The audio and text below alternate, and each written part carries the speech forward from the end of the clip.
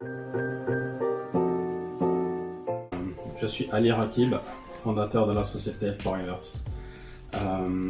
Travailleur social de la mode, sourceur, entrepreneur textile et depuis peu membre du conseil d'administration des Nations Unies Femmes France. Et donc je travaille pour la sauvegarde des patrimoines immatériels de l'humanité. Ce qui m'a mené finalement sur cette route-là, ça a d'abord été une vie dans le sport. Cette vie dans le sport qui m'a ensuite mené vers une vie de travailleur social. J'ai cherché à me rapprocher vraiment du contact humain et j'ai voulu avoir un impact en fait dans la vie d'abord des joueurs qui étaient un petit peu en recherche de sens un peu dans leur vie. Il faut savoir que très peu de joueurs de football savent qu'ils décident de faire toute leur vie du football. Et ensuite, j'ai travaillé avec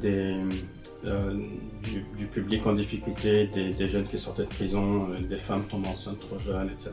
Donc, c'est vraiment du travail social, ce qu'on appelle du travail de rue. Et petit à petit, je me suis retrouvé de plus en plus souvent en voyage, de plus en plus souvent à la rencontre de populations à l'étranger. Ça pouvait être dans des pays modernes comme les États-Unis ou le Japon, tout comme des rencontres avec des peuples autochtones en Amazonie, en Himalaya, en Népal ou à Sumatra en Indonésie. Et donc c'est là que j'ai eu le déclic, que je me suis dit il y a peut-être quelque chose à faire pour eux. Quand on prenait compte de l'exode rural des jeunes générations qui partent en ville, chercher du boulot, chercher de l'argent, chercher une vie qu'ils s'imaginaient être un peu plus confortable, un peu plus moderne avec Internet. Ils se retrouvaient malheureusement beaucoup plus souvent dans des bidonvilles, beaucoup plus souvent confrontés à la délinquance, à la drogue, à l'alcool, à la prostitution, aux armes. Et finalement, c'était au détriment des patrimonies matériels. Donc, les patrimonies matériels, ce sont les us, les coutumes et les traditions, les savoir-faire, les dialectes, les danses, les chants, les rituels, qui font finalement la singularité d'un peuple. Alors, Forevers, à la base, était une association qui existe toujours, qui s'appelle l'association Tashkent. C'était une association qui elle-même est née d'une autre association qui n'existe plus aujourd'hui, qui s'appelait Humanigol. Donc c'était une association de solidarité internationale avec des copains du football. On récoltait du matériel sportif, des crampons, des protèges tibias, des maillots, et puis on les emmenait en Afrique, au Maroc, au Cap-Vert, au Sénégal, au Mali. L'année suivante, on s'est rendu compte qu'il n'y a que les garçons qui profitaient de nos apports, de notre bienveillance. Donc on est revenu l'année d'après avec du matériel sportif un peu plus mixte, tel que volleyball, badminton. À partir de là, on s'est dit il n'y a pas que le sport dans la vie, donc il faut aussi leur apporter autre chose. On est revenu l'année suivante avec du matériel scolaire, des vêtements civils pour enfants, pour adultes. Et puis on a fait du coup une première étude d'impact social, on s'est rendu compte que c'était désastreux. Parfois la bienveillance mène au désastre, comme on dit, l'enfer est pavé de bonnes intentions. En fait, en venant avec des conteneurs remplis de matériel scolaire, de cahiers, de stylos, de craies, de tableaux, à cause de nous, le vendeur local ne vendait plus rien. La couturière qui rafistole les vêtements ne vendait plus rien. Plus personne ne travaille tant qu'on aura cette obstination dans l'hémisphère nord de donner de la charité dans l'hémisphère sud, dans des pays qui peuvent en fait se débrouiller. La charité, c'est bien quand il y a un cataclysme, quand il y a un ouragan, un tremblement de terre, un tsunami, et qu'on est dans l'urgence. Mais quand il n'y a pas d'urgence et qu'il y a du savoir-faire, il faut faire vivre le savoir-faire et créer de l'emploi. Donc j'ai dissous cette première association Humanigol pour créer une autre association que j'ai appelée Tashkent, comme la capitale de l'Ouzbékistan, qui était pendant plus de 3000 ans le centre de gravité de la route de la soie. C'était une ville extrêmement multiculturelle, colorée, avec des mosaïques et des fresques partout. On peut encore le voir aujourd'hui dans des enluminures médiévales. Aujourd'hui, c'est une ville qui est devenue grise, bétonnée, soviétique, métallique, froide. Et donc j'ai appelé mon association Tashkent pour envoyer un message aux villes du monde et leur dire faites attention, toutes les villes du monde sont en train de devenir des Tashkent. Si on a un petit lopin de terre, un petit bout de forêt qu'on rase pour en faire un parking ou un supermarché, c'est le chemin qu'on prend en fait. On va tous devenir, j'ai envie de dire, lunaires. Voilà, on aura un environnement lunaire, sans couleur, sans folie, sans art et sans culture. Et donc cette association a fait son petit bonhomme de chemin et a choisi le textile pour des raisons purement techniques. C'est que c'est le métier que j'ai reconnu dans tous les pays que j'avais visités. Donc il y a plus de 35 pays. Et qu'il s'agisse de pays chauds, de pays froids, de pays montagneux, de pays plats, de pays riches ou de pays pauvres, dans l'hémisphère nord comme dans l'hémisphère sud, on tisse partout en fait. Partout où il y a des êtres humains, on tisse quelque chose. Même dans des peuples autochtones qui vivent nus dans la forêt que j'ai rencontré à Sumatra, on va tisser quand même du tissu d'ameublement, du tissu de cérémonie, du tissu de naissance, du tissu mortuaire. On va tisser des racines, des écorces, des feuilles de palmier, des troncs de bananier. Et puis on tisse aussi dans les pays modernes. On tisse encore à Paris, on tisse à Tokyo, on tisse à New York, on tisse de la soie, on tisse de la laine. Donc je me suis dit, essayons d'apporter finalement du boulot à tous ces gens qui savent tisser, ou même s'ils ne savent pas tisser, à partir du moment où ils ont des mains valides et l'envie d'apprendre. En 2 semaines, on peut apprendre à tisser une chaîne et une trame, une toile simple. Donc je me suis lancé dedans, j'ai commencé à vendre mon réseau de reconstitueurs historiques. Donc pendant 10 ans, j'étais reconstitueur médiéval. Donc c'est du travail d'archéologie expérimentale en fait. Et donc j'ai reconstitué des tissus du haut Moyen-Âge français, des chapeaux de feutre napoléoniens, du tissu d'ortie préhistorique, du tissu du tweed, du coton de la Seconde Guerre mondiale. Enfin, il y avait toujours une association qui était intéressée par une création filée à la main, tissée à la main et teinte avec des teintures naturelles dans le cadre d'une reconstitution historique. Donc c'était génial, ça m'a permis de débuter vraiment dans une très bonne ambiance avec des copains et de répondre à un double plaisir qui était d'une part la solidarité internationale et d'autre part la reconstitution historique. Sauf que très vite je me suis retrouvé face à une réalité économique, c'est ce qu'on appelle le plafond de verre. C'est qu'à un moment donné, on n'a plus de renouvellement des commandes. Le client qui se fait son projet, qui se fait son pourpoint 15e siècle, en velours fait à la main, il va investir quand même un gros budget là-dessus. Et il n'aura plus besoin de refaire finalement ce projet pendant au moins 5, 6, 7 ans. Donc il n'y avait pas de renouvellement finalement. Et comme il était hors de question d'employer la méthode de l'obsolescence programmée, chose que beaucoup d'industries font, j'ai rien trouvé d'autre que d'aller chercher d'autres marchés. Et je me suis tourné du coup vers la mode et petit à petit des maisons de luxe comme LVMH m'ont proposé de travailler avec elles sur leur matériel textile. Donc ça m'a permis finalement de créer l'entreprise Forevers parce qu'il n'était pas possible de travailler avec ces grandes maisons de luxe en étant encore une association à but non lucratif. Il fallait du point de vue légal et puis du point de vue confiance aussi du client devenir une entreprise. Donc j'ai créé la société Forevers en mars 2017. Alors il n'y a pas de journée type, c'est aussi pour ça que j'adore finalement ma boîte. C'est que je fais en sorte qu'il n'y ait pas de journée type, mais même quand je m'attends finalement à une journée boulot standard au bureau, en fait ça se passe jamais comme prévu. Il y a du travail à faire en amont auprès des fournisseurs, donc il y a 35 pays. Il faut savoir que le sourcing c'est quelque chose qui s'oxyde. Les relations humaines ce sont des choses qui s'éteignent, qui s'endorment, il faut à chaque fois les entretenir. Donc même quand on n'a pas de commande à passer, il faut se connecter par visio. Donc pour moi la visio c'est pas seulement un fait d'actualité en 2020, c'est une habitude pour moi. À la différence près, qu'il m'arrive des fois de me lever à 3h du matin pour être à l'heure pour un rendez-vous en après-midi au Pérou par exemple.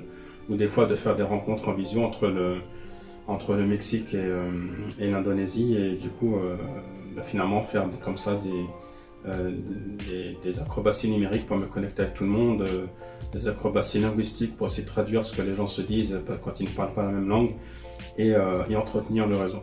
Après, il y a la commande pure, donc il y a des clients qui me passent des commandes sur des tissus et qu'il faut du coup manager.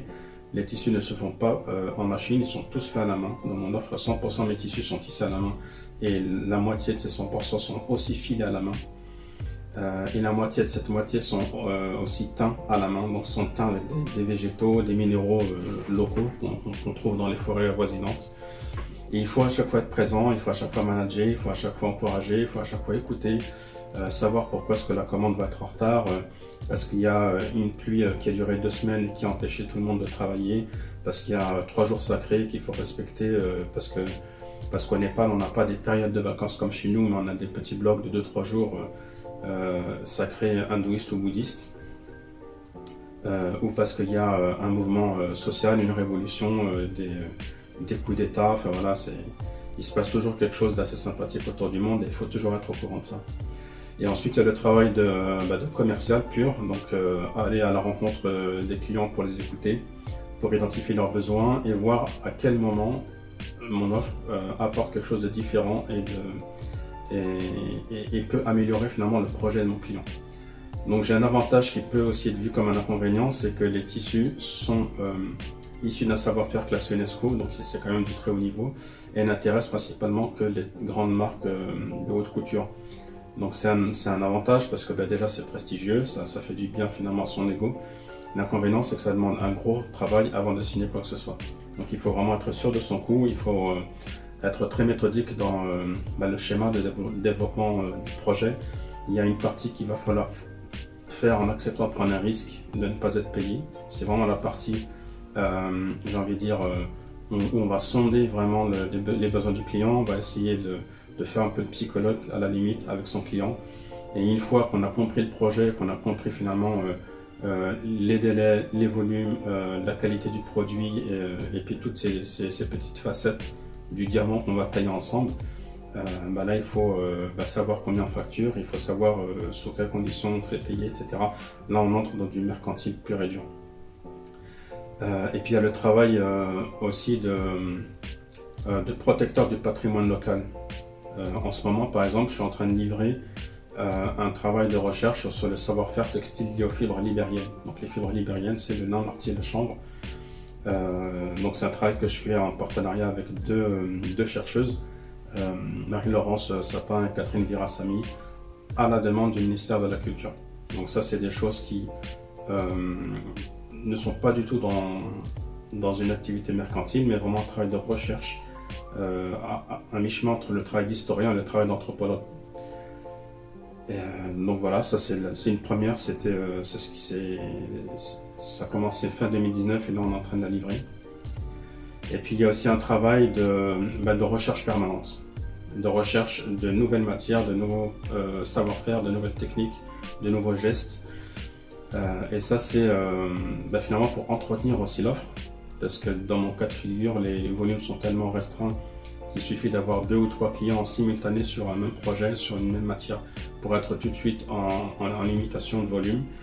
Et du point de vue purement entrepreneurial, c'est extrêmement dangereux, parce que c'est déjà dur de trouver des clients, on se casse la tête, mais quand on les trouve, parfois on ne peut pas les livrer. Et ça c'est, j'ai envie de dire, interdit dans la profession. Quand on dit oui, c'est qu'il y a de la disponibilité. Et du coup, par stratégie, il a fallu aller chercher d'autres matériaux, et c'est ce qui fait que juste avant la pandémie, j'étais sur le point de recruter 2 personnes que j'ai gardées aujourd'hui sous contrat indépendant. Donc une assistante de direction, donc Marie-Christine Svork, et une chercheuse textile, une chercheuse vraiment de gestes et des savoir-faire, Daniela Fetzner. Donc aujourd'hui chez Forever, on est 3. Et la priorité, j'ai vraiment mise dans la recherche des matières. Donc on a aussi un travail finalement qui des fois est d'autant plus aléatoire qu'on ne le maîtrise pas, mais les clients prennent le risque de nous confier des missions. Un travail d'1 année pour Chanel Parfum Beauté sur de l'anthropologie des ingrédients, tous les ingrédients faits de la cosmétique et du parfum beauté. Un travail aussi sur une réflexion avec une maison comme Hermès sur leur positionnement par rapport à des matériaux stratégiques. Enfin voilà, on nous appelle pour sourcer, on nous appelle pour auditer, on nous appelle pour trouver des pierres, pour trouver des roches, pour trouver des fleurs, trouver des racines, des écorces.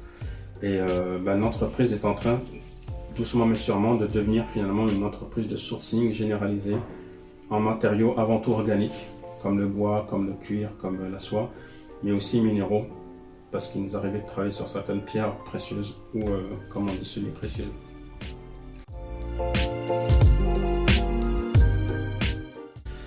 Alors, je l'ai retrouvais d'abord en mode freestyle total. Donc c'était principalement des voyages que je faisais, mais vraiment au hasard. Je choisissais vraiment des pays au hasard. Je me retrouvais quelque part sur Terre et je me disais, bon, qu'est-ce qu'il y a comme pays voisin? Est-ce que les gens le connaissent? Non. Personne n'y va? Non. Il y a du danger? Oui. Bah du coup j'y vais.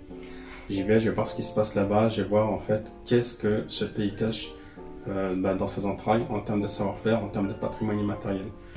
Donc malheureusement les pays qui sont les plus connus, les plus visités, comme j'ai envie de dire la Thaïlande, je ne sais pas trop comment les aider à sauvegarder leur patrimoine immatériel, sachant qu'ils sont déjà un peu submergés de tourisme, submergés de nouvelles technologies, submergés d'une nouvelle voie de vie, j'ai envie de dire, new way of life, comme disent les Anglais.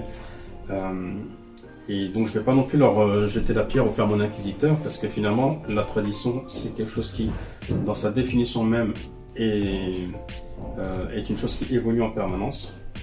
La tradition n'a pas pour vocation à se fossiliser.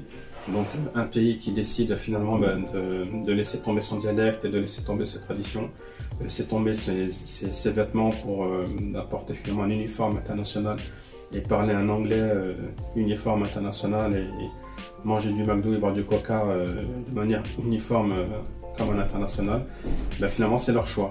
Après on a d'autres pays qui, pour des raisons soit volontaires, prédéterminées, ou soit en ayant été victime d'un cataclysme climatique ou d'un problème politique, là on a encore quelque chose à faire, parce qu'on peut encore leur montrer ce qui se passe ailleurs et leur demander si c'est leur choix, s'ils veulent vraiment prendre cette direction-là.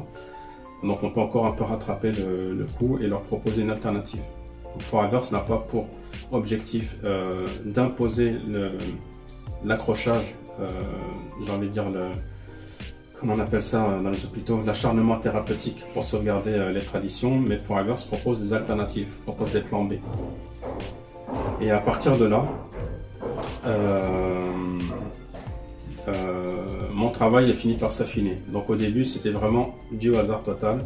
Quand de mon sac à dos seul je suis devenu une association, il m'a fallu commencer à rendre des comptes aux donateurs, finalement, financer l'association. Donc j'ai commencé à établir des plans, j'ai commencé à consulter l'UNESCO, les archives de l'UNESCO, à travailler avec l'UNESCO et les Nations Unies pour des programmes de sauvegarde de patrimoine immatériel. Et depuis que j'ai l'entreprise, là c'est toujours sous, j'ai envie de dire, la haute expertise de l'UNESCO et de ses agents, mais c'est aussi sous l'exigence comptable finalement de ma propre société. Donc j'ai d'autant plus intérêt à préparer le terrain à l'avance, à préparer le cheminement, à préparer la méthode, à préparer les rencontres. Mais je garde quand même un petit pourcentage, environ 10 à 15% de mon temps pour de l'aléatoire et pour du hasard, parce que finalement c'est le hasard qui fait qu'aujourd'hui j'ai trouvé des fibres qui ne sont nulle part ailleurs dans le marché. J'aurais suivi dès le début des voies toutes tracées, déjà je me serais ennuyé, donc j'aurais pas continué dans ce métier-là, et puis ce que j'aurais proposé aux clients, ils auraient pu le trouver pour moins cher chez un concurrent. Donc voilà aujourd'hui comment je travaille mon sourcing.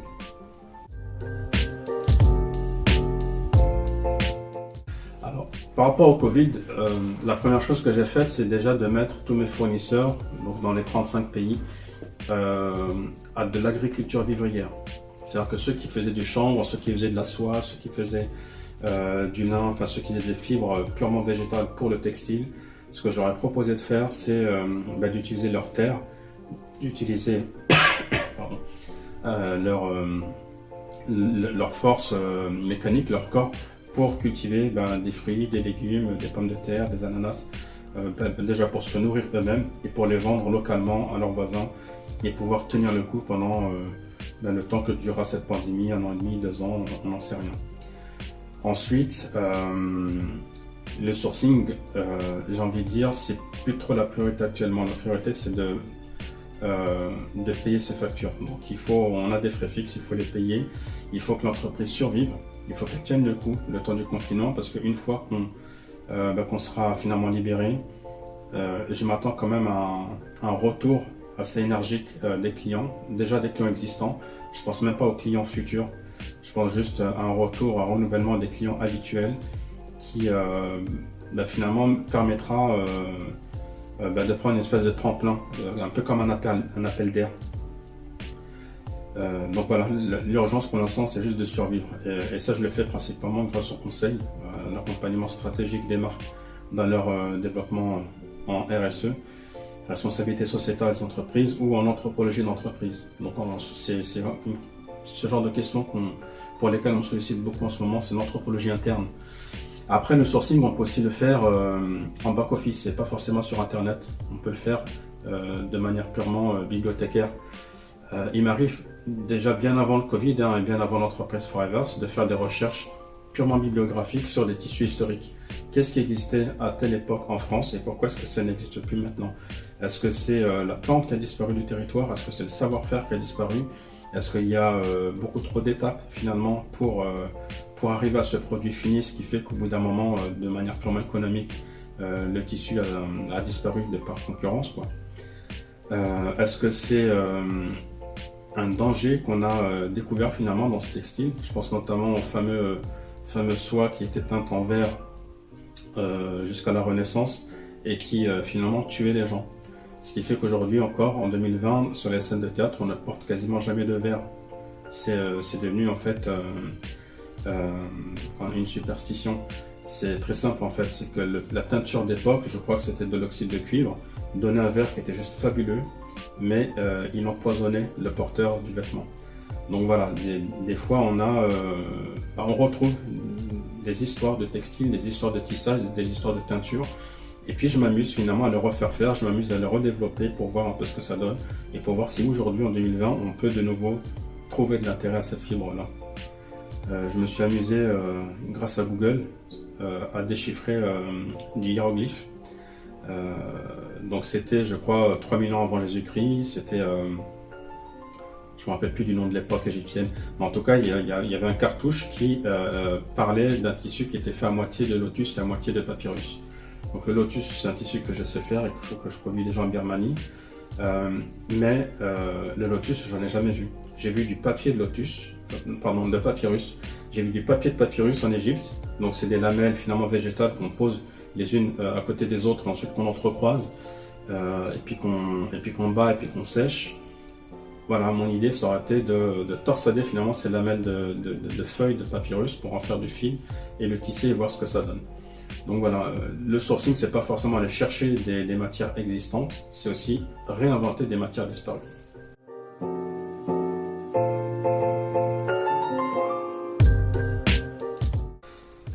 Le plus gros obstacle au sourcing responsable aujourd'hui, je pense que c'est le positionnement des donneurs d'ordre.